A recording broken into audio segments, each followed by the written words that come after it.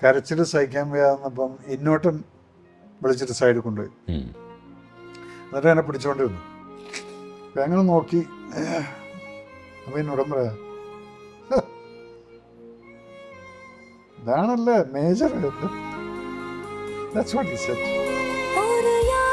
അതാണ് അവൻ മരിച്ചു കിടന്ന സമയത്ത് വണ്ടി എടുത്തിട്ട് എനിക്ക് വണ്ടി ഓടിക്കാൻ പറ്റുന്നില്ല.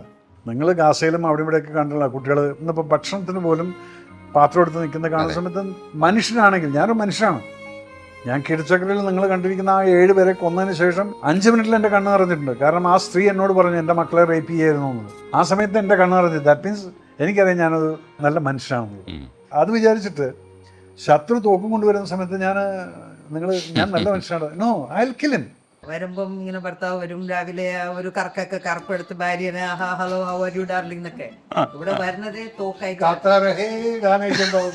ഇവിടെ ഡാംഗ്രി, ബ്ലാക്ക് ക്യാപ്പ്, തോക്ക്, 4-5 guards will be there down waiting in the jeep. സംസാരിക്കാൻ പോലും പേടിയായിരുന്നു. ഭാര്യയോടോ മക്കളുടെ അടുത്തോ ഓപ്പൺ ഔട്ട് ചെയ്യുന്നതിനേക്കാൾ ബെറ്റർ ആയിട്ട് ഞാൻ എന്റെ ഫ്രണ്ട്സിനോട് പോയിന്റിൽ വരുന്നുണ്ട്. പക്ഷെ വീട്ടിൽ വന്ന വൈഫിന്റെ അടുത്ത് സംസാരിക്കില്ലെന്ന പരാതി കൂടെ പരിഹരിക്കാം. പരാതികളുണ്ട്, കാരണം ഉണ്ടായിരുന്നു. എന്റെ ലാസ്റ്റ് ഓപ്ഷൻ ആയിരുന്നു army to get married. Because എനിക്കറിയാം ആർമിയിൽ ലൈഫില്ല, ഫാമിലി ലൈഫില്ല. ലൈഫുണ്ട്, ലൈഫ്. മകനോട് ഇപ്പോ കാണിക്കുമോ? മകനോട് അങ്ങനെ കാണിക്കുമോ? കെട്ടിപ്പിടിച്ച പിന്നെ അവനെ ഒന്ന് താലോലിക്കാന്ന് പറഞ്ഞാൽ അങ്ങനെയുള്ള സമയമല്ലായിരുന്നു, മൈൻഡ് ഫ്രെയിം അല്ലായിരുന്നു അവിടെ. ഇതുപോലെ തന്നെ അമ്മയോടും ഞാൻ സ്നേഹം കാണിച്ചിട്ടില്ല. ഞാൻ ബേസിക്കലി റൊമാൻറ്റിക് ആണോ?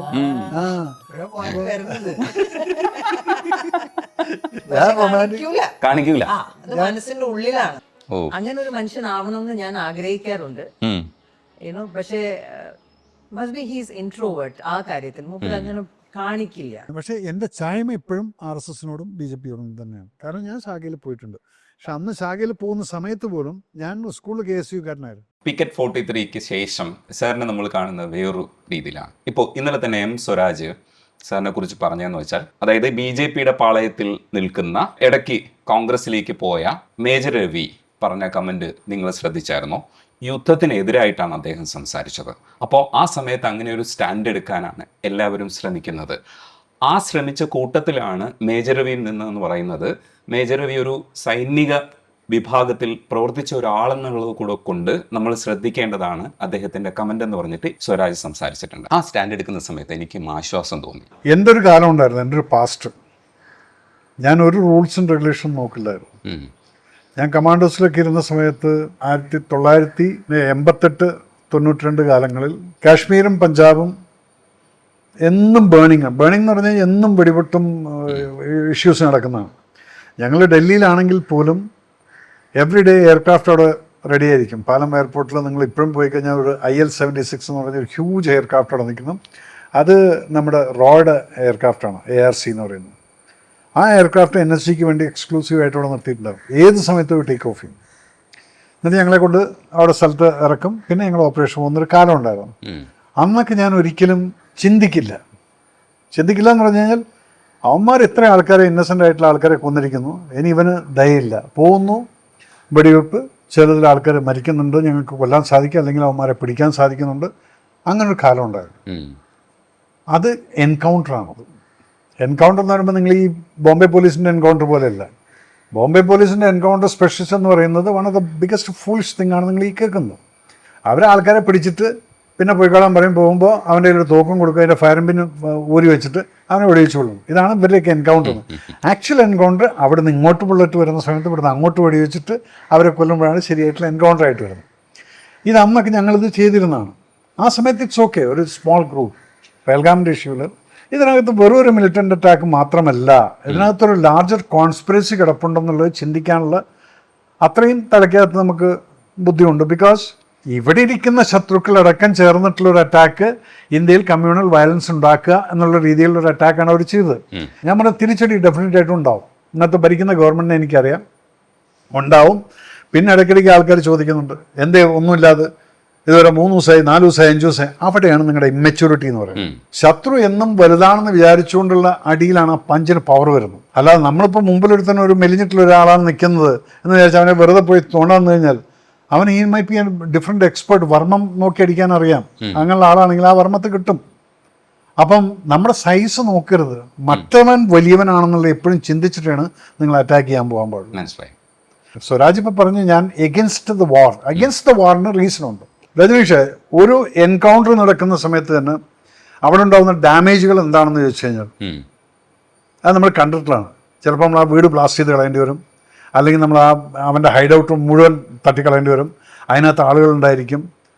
അപ്പം ആ ഒരു നാശം ചെറിയ രീതിയിൽ കണ്ടിട്ട് അതിനെ നിങ്ങൾ ലാർജർ സ്കെയിലിൽ കാണുന്ന സമയത്ത് അതാണ് ഒരു വാർ. വാർ എന്ന് പറയുന്ന സമയത്ത് identification of targets are not the, it's at random. അല്ലാതെ ഇന്നതടിക്കും ഇന്നത്. പക്ഷേ ഇപ്പോഴത്തെ ഈ ഇതിനകത്ത് നമ്മൾ കൗണ്ടർ ചെയ്തിരിക്കുന്ന മുഴുവൻ പിൻ ഡ്രോപ്പ്, ആ ഒരു കറക്റ്റ് സ്പോട്ടിലാണ് അടിച്ചിരിക്കുന്നത്. അത്രയും പ്രിസിഷനുള്ള വെപ്പൻസാണ് ഇപ്പം നമ്മുടെ കയ്യിലിരിക്കുന്നത്. അതൊക്കെ അതെന്താണ്, എസ്കലേഷൻ ആയില്ല, നമുക്ക് സമയമുണ്ട്. നേരെ പിടിച്ച് അതുപോലെ അപ്പുറത്തുനിന്ന് ഇങ്ങോട്ടും വന്നു കഴിഞ്ഞ് ഇവിടെ ഡാമേജുകൾ വന്നു കഴിഞ്ഞാൽ പിന്നെയാണ് യഥാർത്ഥ യുദ്ധം തുടങ്ങുന്നത്. അപ്പുറത്തും ഇപ്പുറത്തും ഡാമേജ് വരുമ്പോൾ. അപ്പോൾ ആ ഡാമേജ് വരുമ്പോൾ എന്താണ്, നമ്മളൊരു സൈഡിൽ നമ്മുടെ എക്കണോമീനെ ഒരു ലെവലിൽ ഇങ്ങനെ കൊണ്ടുവന്നിരിക്കുകയാണ്. ഒരു യുദ്ധം വന്നു കഴിഞ്ഞാൽ ഇതിനകത്ത് വരുന്ന ഡാമേജ് എന്താണെന്നുള്ളത് അറിയാവുന്നതിൻ്റെ ആ ഭീകര അവസ്ഥയെ പറ്റിയിട്ടാണ് ഞാൻ പൊളിറ്റിക്കലി അല്ല പറഞ്ഞത്. നിരപരാധിയായിട്ടുള്ള കുറേ ആളുകൾ മരിച്ചു പോകും. നിങ്ങൾ ഗാസയിലും അവിടെ ഇവിടെയൊക്കെ കണ്ടില്ല കുട്ടികൾ ഭക്ഷണത്തിന്, ഇന്നിപ്പോൾ ഭക്ഷണത്തിന് പോലും പാത്രം എടുത്ത് നിൽക്കുന്ന കാണുന്ന സമയത്ത് മനുഷ്യനാണെങ്കിൽ, ഞാനൊരു മനുഷ്യനാണ്, ഞാൻ കിടച്ചക്കരയിൽ നിങ്ങൾ കണ്ടിരിക്കുന്ന ആ 7 പേരെ കൊന്നതിന് ശേഷം 5 മിനിറ്റിൽ എൻ്റെ കണ്ണ് നിറഞ്ഞിട്ടുണ്ട്. കാരണം ആ സ്ത്രീ എന്നോട് പറഞ്ഞു എൻ്റെ മക്കളെ റേപ്പ് ചെയ്യായിരുന്നു എന്നുള്ളത്. ആ സമയത്ത് എൻ്റെ കണ്ണ് നിറഞ്ഞത്. ദാറ്റ് മീൻസ് എനിക്കറിയാം ഞാനത് നല്ല മനുഷ്യനാണെന്നുള്ളത്. അപ്പോൾ അത് ആ മനുഷ്യൻ്റെ മനസ്സ് വരുന്ന സമയത്ത് അത് വിചാരിച്ചിട്ട് ശത്രു തോക്കും കൊണ്ടുവരുന്ന സമയത്ത് ഞാൻ നല്ല മനുഷ്യനാണ്, no, I will kill him. അതെൻ്റെ പ്രൊഫഷനാണത്. പക്ഷെ ആ പ്രൊഫഷനെ രാജ്യത്തിനെ ബാധിക്കുന്ന രീതിയിൽ ലാർജർ സ്കെയിലിൽ വരികയാണെങ്കിൽ അത് യുദ്ധമായിട്ട് മാറണം. ഒരു യുദ്ധം ഇന്നേ വരെ ഞാൻ എപ്പോഴും പറഞ്ഞിട്ടുണ്ട്, യുദ്ധം ഒരിക്കലും ആരും ജയിക്കുന്നില്ല, ആരും ജയിക്കില്ല. It's A fact. ആലോചിച്ച് നോക്കി, അപ്പുറത്തും മരിക്കുന്നുണ്ട്, ഇപ്പുറത്തും മരിക്കുന്നുണ്ട്. ഈ ഏത് രാജ്യത്തിൻ്റെ ഏതെങ്കിലും ഒരു ജീവൻ പോയി കഴിഞ്ഞാൽ നമ്മുടെ പരാജയമായിപ്പോയി. അത് പട്ടാളക്കാരാണെങ്കിലും സിവിലിയൻസ് ആണെങ്കിലും ശരി.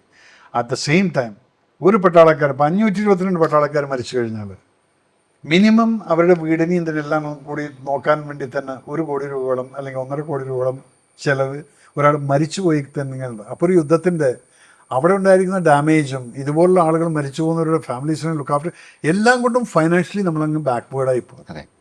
ഇതുകൊണ്ടാണ് സ്വരാജ് പറഞ്ഞത് ചിലപ്പോൾ പൊളിറ്റിക്കലി BJP കാരൻ എന്ന് പറയുന്നത്. I am a human being. അങ്ങനെയല്ല, അത് Swaraj said that very nicely. അതെന്താണെന്ന് വെച്ചാൽ എൻ്റെ മൈൻഡ് ഇതാണ്, യുദ്ധത്തിന് ഞാൻ ഇന്നും തയ്യാറാണ്. ഏതൊരു ന്യൂസ് പേപ്പറിൽ ഞാൻ കണ്ടു, ആരെങ്കിലും റിട്ടയർഡ് ആയിട്ടുള്ള ആൾക്കാർക്ക് പോകാൻ താല്പര്യമുണ്ടെങ്കിൽ പാങ്ങോട് ECHSൽ ഇൻഫോം ചെയ്യണം. അപ്പോൾ ECHSൻ്റെ ഓഫീസറിൻ്റെ നമ്പർ എൻ്റെ അടുത്തുണ്ട്. ഞാൻ അപ്പം തന്നെ അവനെ കാലത്ത് വിളിച്ചിട്ട് മോനെ IC 42978 മേജർ AK രവീന്ദ്രൻ, സേനാ മെഡൽ, എഴുതിക്കോ, വെച്ചോടെ, എപ്പോഴാണെന്ന് വെച്ചാൽ വിളിക്കാമെന്നുള്ളത്. അപ്പോൾ അവൻ സാർ ടോപ്പിൽ എഴുതി വെക്കടാന്നുള്ളത്. അത് ചിരിച്ചിട്ട് ലൈറ്റ് ആക്കിയിട്ടെങ്കിൽ വെച്ചോ അത്. പക്ഷേ ഇപ്പോഴും നമ്മൾ റെഡിയാണ്. അന്നത്തെ ഫിസിക്കൽ ഫിറ്റ്നസ് ഇല്ലെങ്കിലും വിൽ പവറിന് ഒരു കുറവുമില്ല. ഇന്നും അതുപോലുള്ള ഒരാളെ ഇടിക്കണമെങ്കിൽ ആ വിൽ പവറുണ്ട്. അതേപോലെ തന്നെ കൈയിനകത്ത് ആ സമയത്ത് വിൽ പവറാണ് കൺവേർട്ടായിട്ട് കൈൻ്റെ കാലിൻ്റെ മുകളിലേക്ക് വരുന്നത്. അപ്പോൾ അത് നോക്കിയിട്ട് മസിൽ നോക്കിയിട്ട് നീ ജഡ്ജ് ചെയ്യല്ലെന്ന് ഞാൻ നേരത്തെ പറഞ്ഞല്ലോ. പാകിസ്ഥാനാണെങ്കിലും ശരി, ബംഗ്ലാദേശ് ആണെങ്കിലും ശരി, യു ഷുഡ് ബി പ്രിപ്പയർഡ്. അവൻ്റെ കയ്യിൽ എന്തെങ്കിലും കാണുമെന്നുള്ളത്. രാജ്യത്തിന് നല്ലത് മാത്രം ഉദ്ദേശിക്കുന്ന ആളുകളായിരിക്കണം എന്ന് രാജ്യം ഭരിക്കുന്നത്.